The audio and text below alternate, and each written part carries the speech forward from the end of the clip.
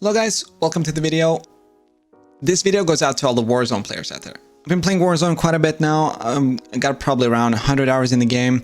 I call myself an average player. But I picked up a few tips that I think I want to share with you guys. So here is 5 tips for you guys.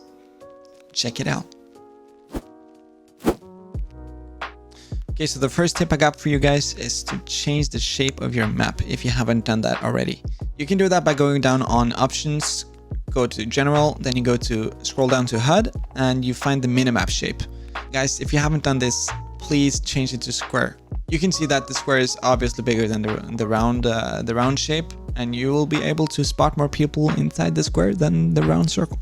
Okay, go do that. Okay, so my next one is blur. This is a highly competitive game, and when you try to win in any competitive game really, you don't want blur or a lot of pixelation to ruin your gameplay and your visibility in game, right? So go down to options, go to graphics, and then you want to make sure weapon motion blur is disabled. Exactly the same thing with world motion blur, disable it. And depth of field, disable that too. It's kind of like a preference thing this, but I don't like movements to be smoothed out in blur like this. I like the picture to be crisp and clear and not anything fuzzy going on. Okay, so my next point on this one is film grain and pixelation. It's kind of the same point from above, that it's kind of like a preference thing, but I like the picture on the screen to not have hard pixelation on it. So if you go down to options again, go to graphics, then you scroll the way down to film grain. And as you can see on the picture on the right, there's a lot of things going on here. Pixelation, weird things, fuzzy things going on. Turn it all the way down to 0. You go up to filmic strength, it's kind of like the same thing. You see where it's blurred out here? On the picture on the right, it has a lot of things going on there, as the first one, right? Turn it all the way down to 0. When you go to anti-aliasing, if you set it to off, it's gonna look like the picture on the left. And as you can see, there's a lot of like small white pixelation things going on.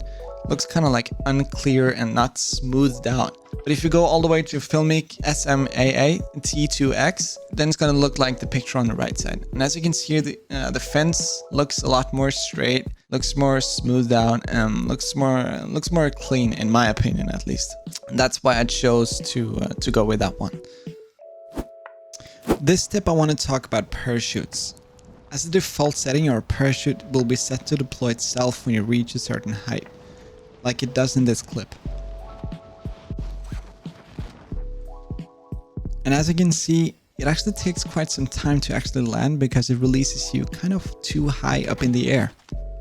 You can disable this feature, so you can have full control over when to deploy it yourself. And I went to see actually the difference between these two settings and what was better. Here's a comparison with auto deploy enabled on the left side and disabled on the right side.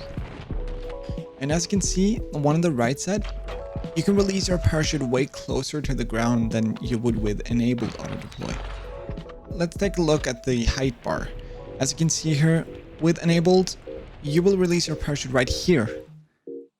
But when you disable it, you will actually get that extra edge right here. So if you disable the auto deploy, you might actually get the advantage of actually landing on the ground probably 1 to 3 seconds before everyone else. Okay, so if you want to disable your auto deploy, you go to options, then you go to keyboard, mouse, and then you go down here in behaviors. And it's parachute auto deploy, and then you want to disable that one. And if you play with the controller, you go up here to controller, scroll all the way down, and then you see here, parachute auto deploy. You want to disable that one too. So there you go. Okay, so my last tip for today, guys, is if you haven't, you should have a class on your loadout to be called fully loaded, or have a weapon on your loadouts or on your classes where you have fully loaded on one of your weapons. Because in sticky situations like this, I'm running out of ammo, and yeah, just look at this clip. Okay, so now I'm pretty low on ammo.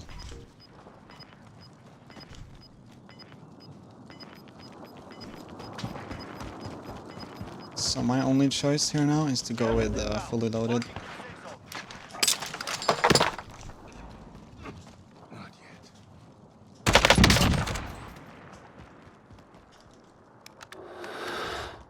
Oh my god. Okay, so what you want to do, you're gonna go to edit loadout, and as you can see, I have two classes here, which is called FL for fully loaded, of course. So it depends on what kind of ammo you need in that situation, right? So here I got an AR, and if I have fully loaded on that, I get AR ammo, of course. And if I, on my SMG, if I have fully loaded on that one, I get SMG ammo, and on the sniper, and so on. If you get out from the gulag late game, and you only have a pistol, you don't have ammunition, and the only thing you have is the loadout drop in the middle of everything. That's the only shot you got. You're gonna have to go to that one and get your fully loaded and get all the ammo you can have. And you go get that clutch and go for the victory, guys. Okay guys, that was all the tips for today. If you liked the video, maybe if you know even a friend who just got into the game, who maybe needs some guidance, or maybe some of these tips, please consider share the video. That would be super cool. And if you like these videos, if you like this kind of content from this channel, it'd be awesome if you could hit the like, or maybe even subscribe. That'd be cool. Thanks for watching. See you next time.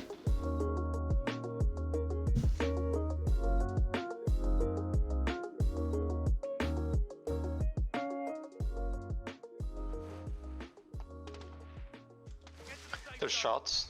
Yeah. Over here. Pushing upper left. Down one.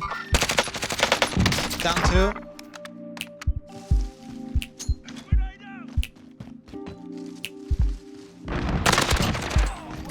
Got him. Yes! Oh my god! Yes! Great fucking job. Yes! Yes! Oh, my first victory! Trio!